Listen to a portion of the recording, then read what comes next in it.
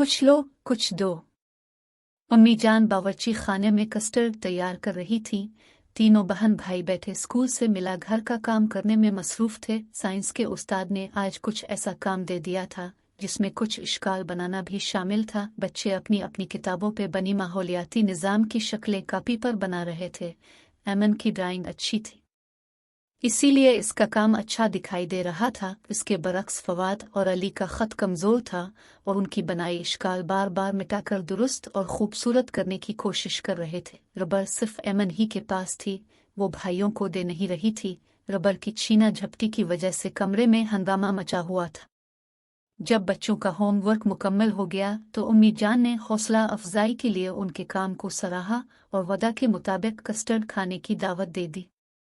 उम्मी जान ने एमन से कहा कि वो अपनी साइंस की कापी दिखाए। इसने कापी बस्ते से निकाली और सामने रख दी। एमन ने वाकई बड़ी महारत से माहौलियाती निज़ाम की तस्वीरें बनाई थी।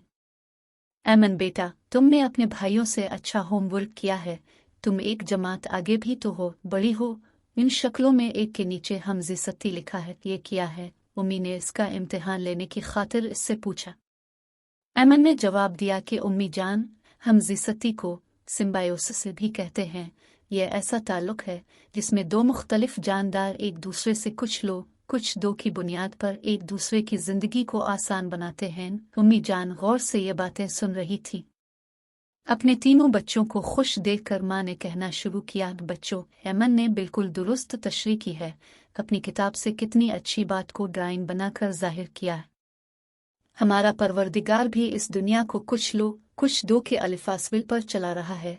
फंगस मसलन फफूंदी अपनी खुराक नहीं बना सकती लेकिन पानी जज्ब कर सकती है। ये फफूंदी पौधों की जड़ों से दोस्ती कर लेती है। पौधे सूरज की रोशनी में खुराक तैयार करके जिन रेशों के जरिए अपनी जड़ों को भेजते हैं वो फ्लोएम कहलाते हैं। यूं फंगस फफूंदी को ग़िज़ा और पौधे को पानी मिलता रहता है।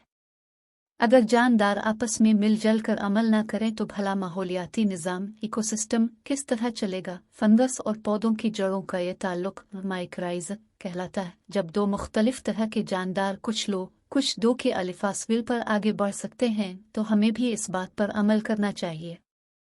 तीनों बच्चे ये बातें तवज्जो से सुन रहे थे।